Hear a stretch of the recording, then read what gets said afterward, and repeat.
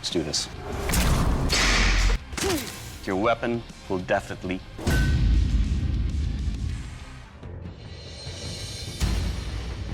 The Ramdao. The Ramdao is a sacrificial sword that descends from the weapons of India's legendary Rajput warriors. Its broad, heavy blade flares to an axe-like projection, which is ideally suited to the ritual beheading of large animals such as buffalo and goats.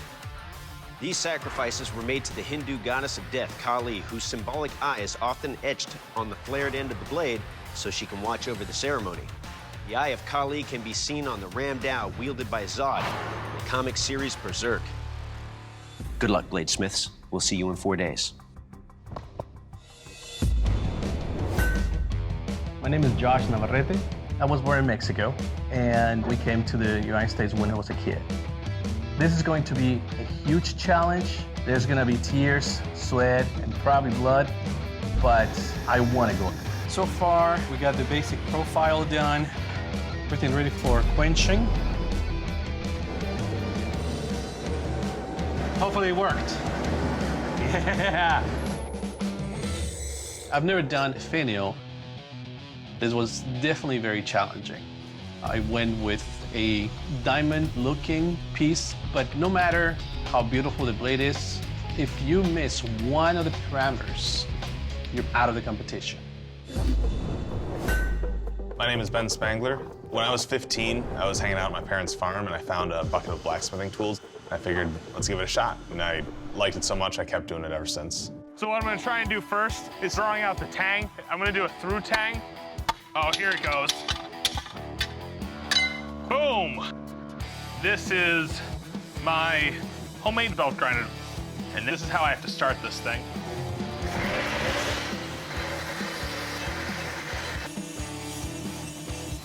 I'm just getting to work on the finial. After some light sanding, it's gonna be done. So, I'm ready to go cut something. Whew, that's sharp. Bladesmiths, welcome to the kill test. Ramdao, ram carcass. Josh, you're up first. You ready for this? Well, let's kill it again.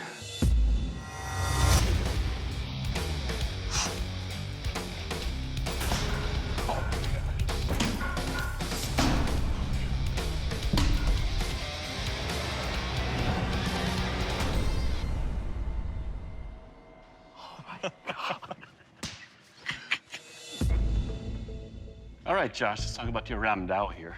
The blade you have here is sharp. For every pass it makes, it cuts deeply.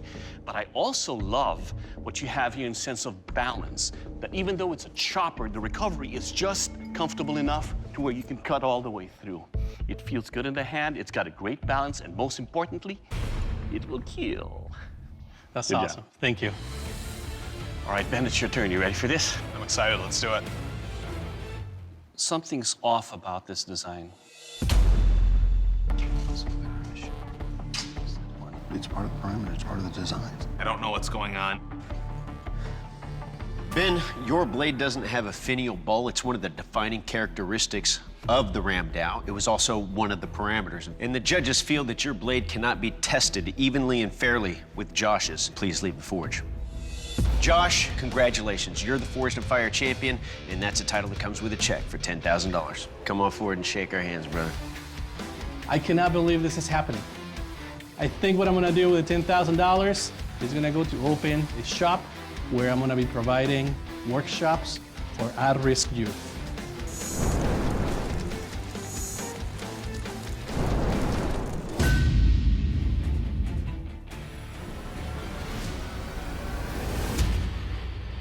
The Hattori Hanzo, a 1,000-layer katana. Whoa. Born in 16th century Japan, Hattori Hanzo, also known as Devil Hanzo, was perhaps the most legendary samurai to ever live. Almost 400 years later, in the 2003 Tarantino cult classic Kill Bill, Hattori Hanzo is reimagined as the modern-day bladesmith who creates a katana so fine it would cut God. In reality, the katana is the majestic symbol of the ancient warrior samurai, featuring a simple but elegant single-edged blade designed for precise cuts and lightning-fast thrusts. The dazzling Damascus layering produces not only a beautiful piece of steel, but an incredibly sharp and deadly cutting edge. Good luck, bladesmiths. We'll see you in 5 days. Let's do this, man. All right. My name is Mike Divert. I am a journeyman bladesmith and an elementary school teacher. I teach Spanish and reading. There's a lot of love I pour into it, but that 2 months in the summertime, bladesmithing is a really good therapy. Grinding with the grinder. I am truly blessed to have a press and a power hammer. By hand, this is very difficult. The blade has a slight warp in it, but it's something that can be ground out. So I'm really happy right now. I have my blade ready. Now I just need to start making all the handle parts. This handle has to be tight. This sword is going to be beat up. So now it's going to be wrapped in stingray skin and ito cord. I'm pretty happy with it. My name's Tristan Nguyen. I'm 19. On a typical day in Tristanland, I work in a pizza shop and I'm studying to be a chef. I kind of pull my inspiration from everything around me. If I see something in a video game that I really like, I'll try to make it in real life. I'm gonna start by working on my 1,000 layer Damascus. If I had power tools, I feel like I could have pumped this out a lot faster. This is taking forever. In order to get the weight that I need to be able to get the sword to length, I forge welded mild steel to the back and the sides of it. I think it'll make the blade stronger. I'm doing the heat treat on my katana with charcoal, and I'm pretty nervous. This is the make or break moment. If anything goes wrong, I won't be able to finish this piece.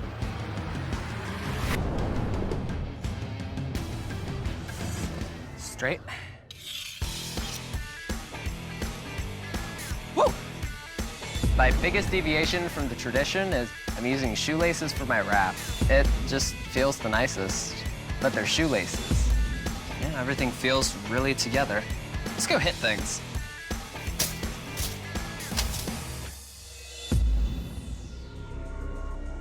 Bladesmiths, a Hanzo's katana's first duty is to kill. Find out what kind of lethal damage your weapon will do. I will take your katana and deliver killing blows on this ballistics dummy. All right, Mike, you're up first. Are you ready? Yes, sir. Let's do this.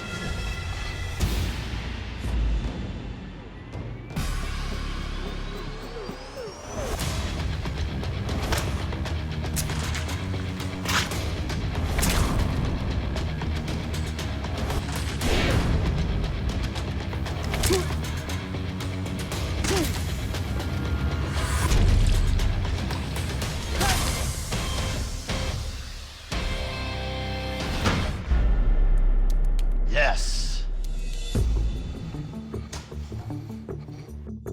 Mike, your edge is razor sharp. But more importantly, there's bone on your edge, but your edge did not roll, did not chip, and your blade stayed true. Overall, sir, your blade will kill. Thank you. Tristan, you ready? Yes, sir. Let's do this.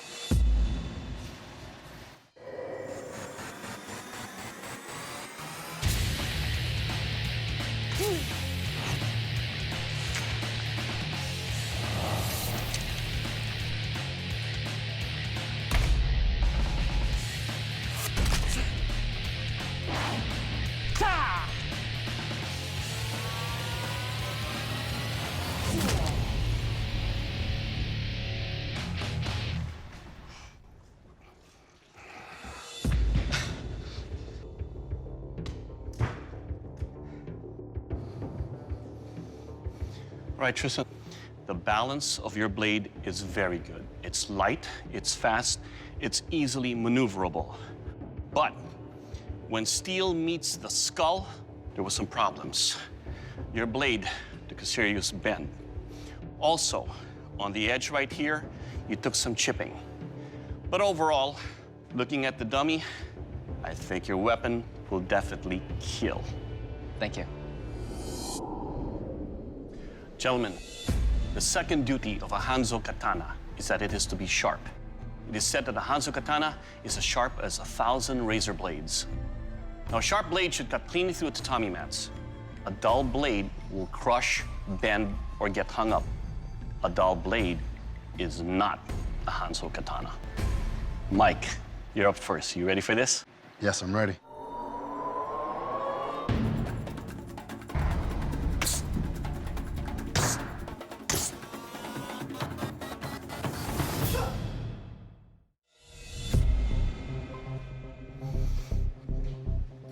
Your blade, sir, is sharp. It cut cleanly through the thickest of our tatami mats, but on the backhand slice, it did not cut completely, though. Overall, sir, your sword will cut.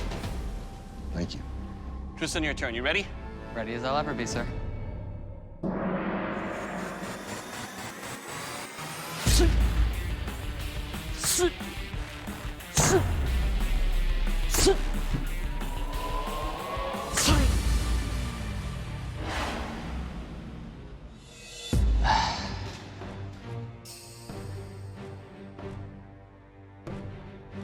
Well, Tristan, your edge is sharp.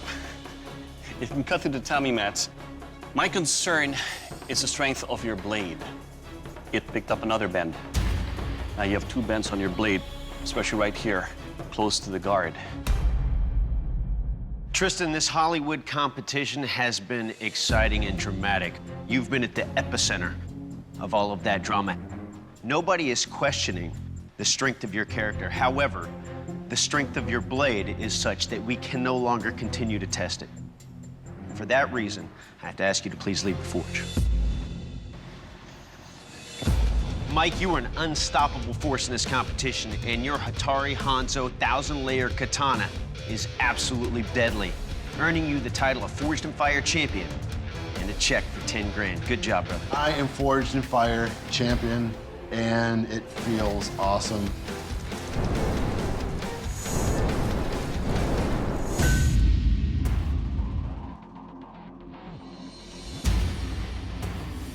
Blackbeard's infamous Cutlass. Among the most notorious pirates of the 18th century, Blackbeard terrorized Caribbean and Atlantic merchant shipping with his trademark cutlass in hand. Its short but thick curved blade featured a razor-sharp edge that was ideal for hacking and slashing during close-quarters combat while seizing small vessels. In his legendary battle with Captain Robert Maynard in 1718, Blackbeard's cutlass broke Maynard's sword in half with a single blow. Today, Blackbeard's menacing presence and expert swordsmanship can still be seen in the video game Assassin's Creed IV: Black Flag. Good luck. We'll see you in 5 days. My name's Seth Marshall. Forging's an escape to where I can feel accomplished in something that I've done. I like my knives like I like my eyebrow, thick and in one piece. I'm gonna make sure the handles aren't too big, but they're not too small because there will be multiple operators. It's a lot of steel to be putting on a handle. Yeah, I want to do a robust edge on it. I want to keep it thick so it doesn't get broke up so easily. I like it. My sword is all together. It's all one piece now. It's a cutlass. It's Blackbeard's cutlass.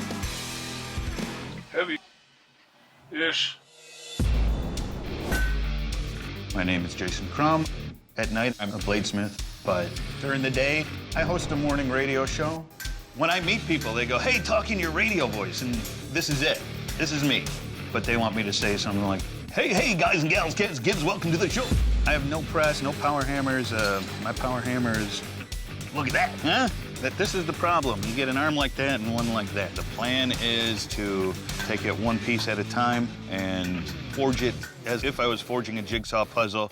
Even though it's gonna be cheesy and campy, I'm making the clamshell guard look like clamshells. Putting the jigsaw puzzle of my handle together went really well. I put a little skull face on the back there. I'm gonna leave the edge geometry just a little beefier, just so it can stand up to some of the brutal chopping that it's probably gonna see. Ye stole me pirate booty, and now you're paying the price. It will kill. Bladesmiths, to test the lethality of your cutlass, I'm going to inflict lethal wounds on these ballistic dummies. Jason, you're up first. You ready? I sure hope so, Doug. Let's do this.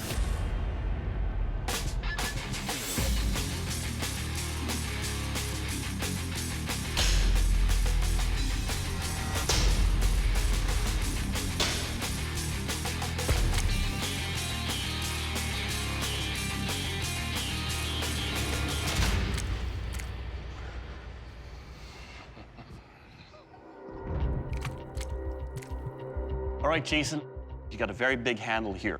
But at least it's got the swells, it's got an indexing to where I hold on to it. I can tell where the edge is. The weight that you have in this weapon is so light in the sense that I can wield it even around here. You cut the clavicle into the ribs, all the way through the lungs. And definitely, it will kill. All I ever wanted to hear. You made my day. Seth, you're up next. You ready? Get some.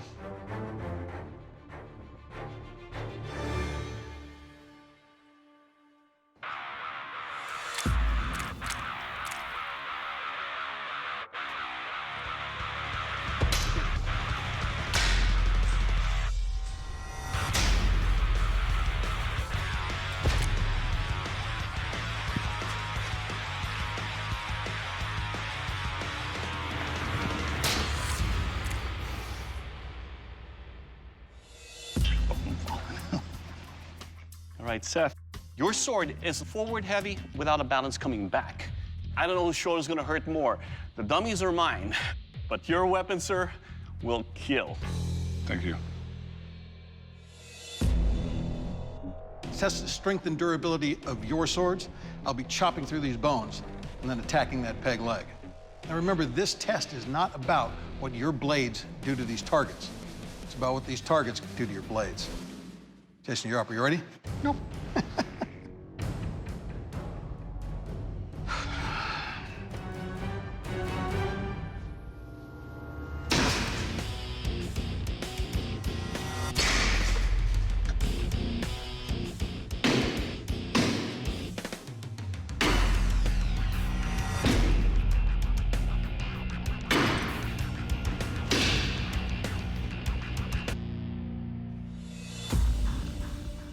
The balance of your weapon is really nice, which is surprising because you've made a two-handed cutlass. Your blade held up very well, except for the one little chip, and it's not even a chip, it's a roll. So it didn't blow out. It's a good job. Thank you, Dave. All right, Seth, are you ready? Yes, sir.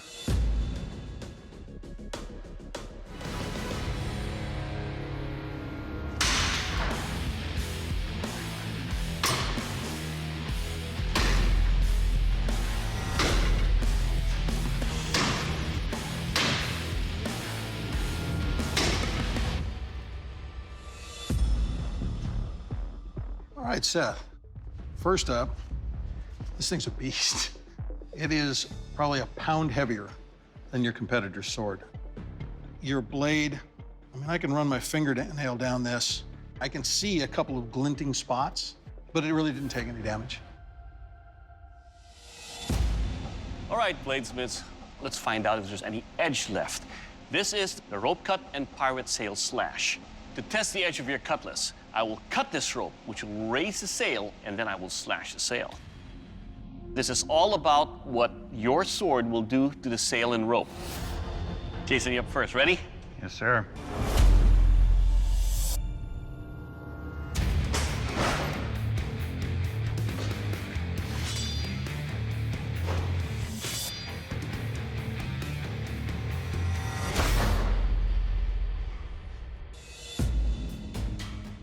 Alrighty, Jason. Your edge cut through the rope easily and cuts with every part that the edge met on this pirate sail. Overall, sir, your sword will cut. Awesome. Seth, how you feeling? Feeling good. Let's go. Let's do this.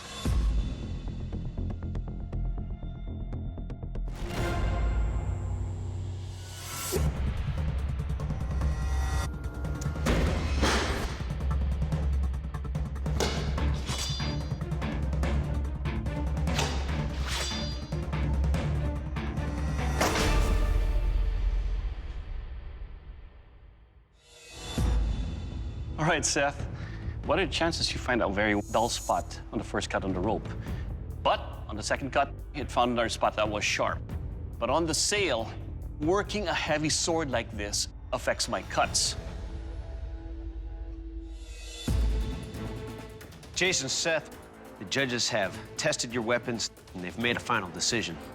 Our new Forged in Fire champion is... Jason. Congratulations, you're the new Forged in Fire champion. Seth, unfortunately, your blade did not make the cut. Please surrender your blade. Jason, congratulations. You are our new Forged and Fire champion, and that's a title that comes with a bundle of bullion that's worth 10 grand. How you feeling right now? Come on, that's incredible. Forged and Fire champion!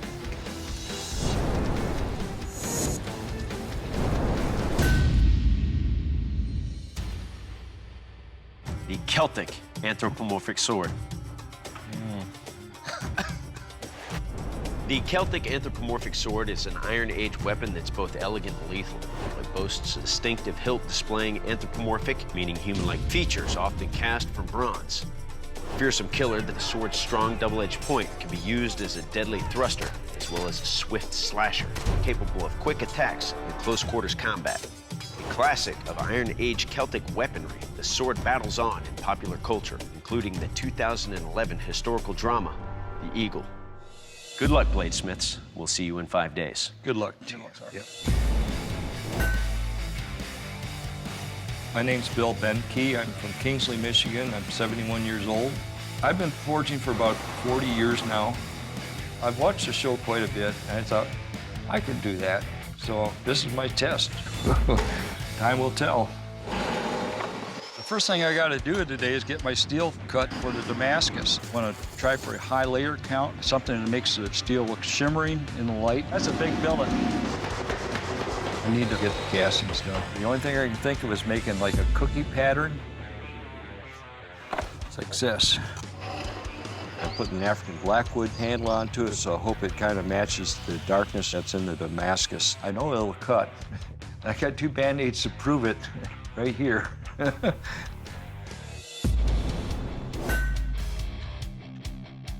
My name's Chuck Fowler. I'm from Interlaken, Florida. I'm 47 or 48 years old, I can't remember. Grew up in a bladesmithing shop. My father's been a bladesmith since I was a kid. I really want to do this competition to see if I can actually compete, and my wife and kids wanted me to do it. I'm gonna have to get each billet welded up and then incorporate both those billets together in order to get enough length and width to make the sword. So I grabbed a big chunk of 40-41, got the blade completely forged. I've decided to cast directly onto my tang. I capture the details in the handle that I want to capture. It should look pretty cool. Yep, some of the casting was lost. I don't know what happened. I've got to cast this bronze handle one more time. I am going to try it vertical this time. I'm going to finish filling this up, tamp it down. If it don't work this time, that's it.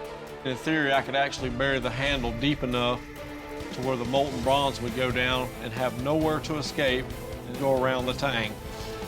I just don't have enough time to cast another bronze handle.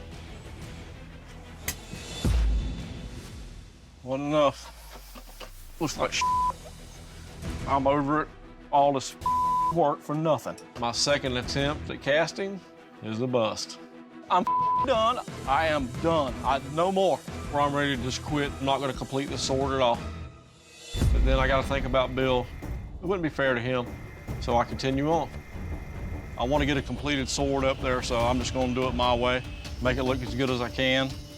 I had a lot of issues these past 5 days. I pushed through, and I'm glad I got it done. This is the kill test. To see what kind of lethal damage your sword will do, I will take your weapon and deliver killing blows on this ram carcass. Bill, ready for the kill? Yes, I am.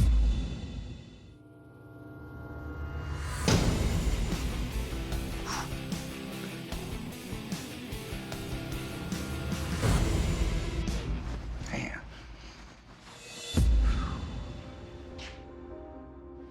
That's one sharp sword. Right, Bill, let's talk about your blade right here. First up, your handle feels good. It's got a nice shape to it that just fits nicely. I like the guard. I like the bronze that you have right there. I can immediately tell where the edge is. This is what I don't like about your blade. It doesn't allow me to have fun. 2 hits, it's done. This is really light, fast, and sharp. Bill, it will kill. Thank you. All right, Chuck, it's your turn. You ready? Yes, sir.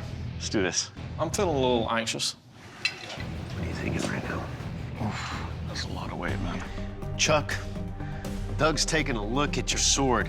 It's just too heavy to wield safely. The parameter specifically called for a sword that was light enough to wield one-handed. Because your blade failed to meet the parameters, I have to ask you to please leave the forge. Well, Bill, you are now our new Forged and Fire champion. It's a title that comes with a check for $10,000. Thanks very much. I'm the Forge and Fire champion. Woo!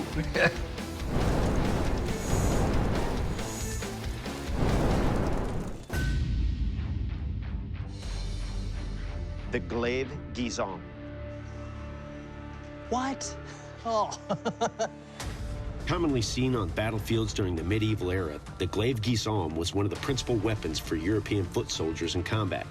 This fearsome polearm evolved from the Celtic and German custom of attaching swords or edged weapons to the end of long wooden poles. The combination of the long convex blade mounted to a wooden shaft was ideal for combating enemies on horseback due to its reach and versatility. The Glaive Guisarme had a signature hook or spike on the opposite side of the blade to catch riders and move enemy pikes. Cheap to produce and deadly against cavalry, the Glaive Guisarme was essential on the battlefield for hundreds of years until it was phased out in the 18th century. Good luck, bladesmiths. You're gonna need it. We'll see you in 5 days. Your hand?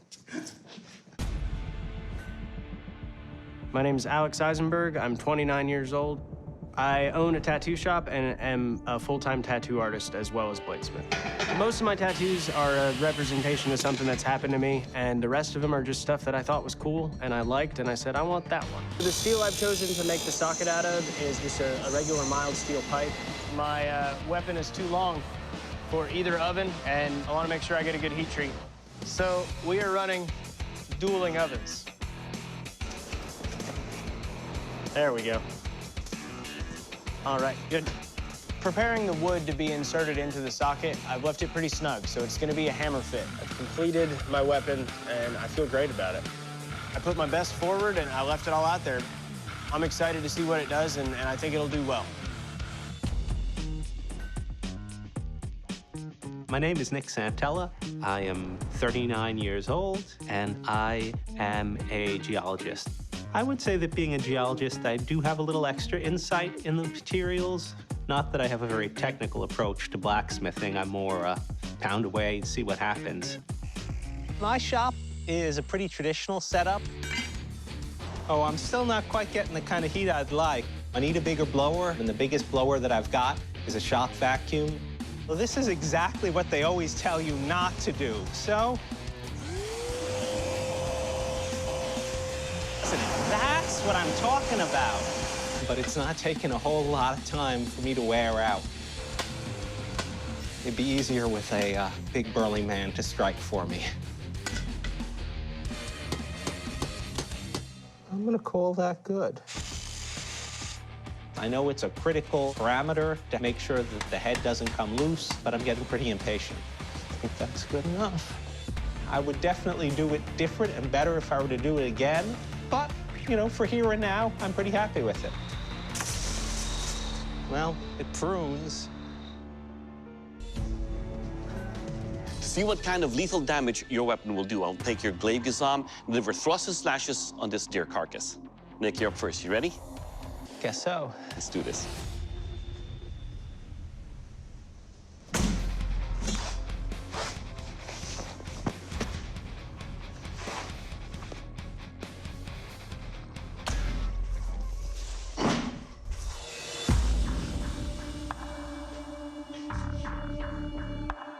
First up, right here on your edge, it picked up a chip. On another side of this, you can feel where the edge also rolled.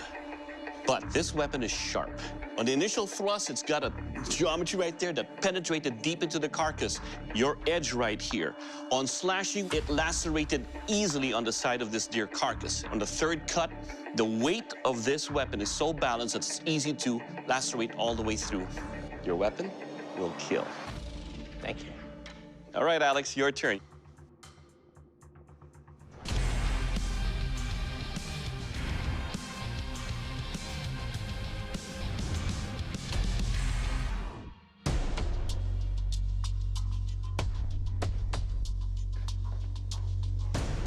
All right, Alex, your tip is sharp enough to lacerate all the way through. On the slash of this edge, it's lacerated easily on the side rib of this particular carcass. On the wide swing, it did break half of the spine off. It is, as you can see, a little bit on the wider side. And with a heavy weapon like this, a wide handle can make it hard to control. Yeah. But the most important thing, it will kill. Thank you. All right, gentlemen, it's time for the strength test, the pike chop.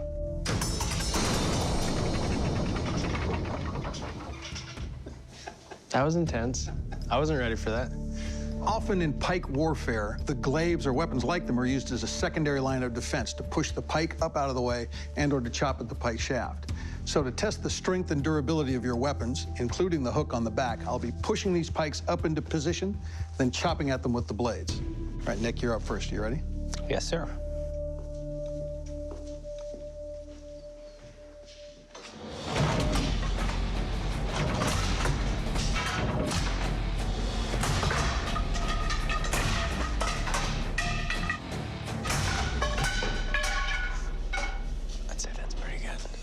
All right, so Nick, it doesn't look like your weapon took any more damage to the edge.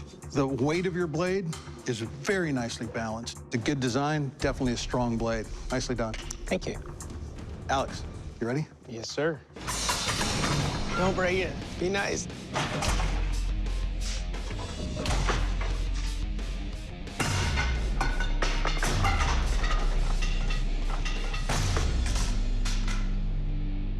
That was brutal, dude.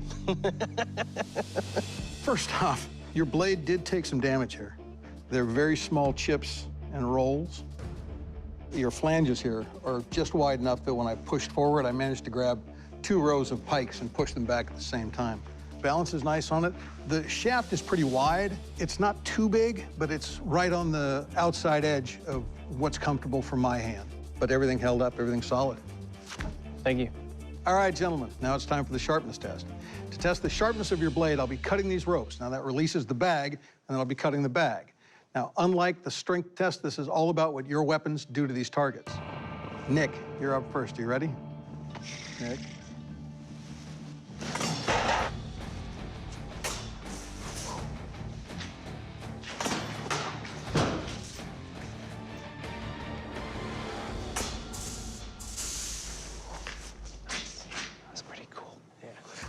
Well, Nick cut through the bags really cleanly, and what I really like is the balance of this weapon. It's very easy to maneuver. I didn't have to fight the weapon. Nicely done. Thank you. All right, Alex, you're up. You ready? Yes, sir.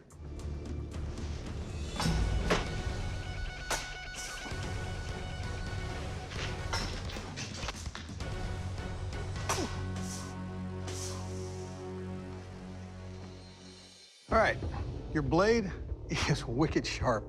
Thank you. This passed right through the rope with very little resistance at all, and it cut the bags beautifully. The balance of your blade is a little bit more to the tip.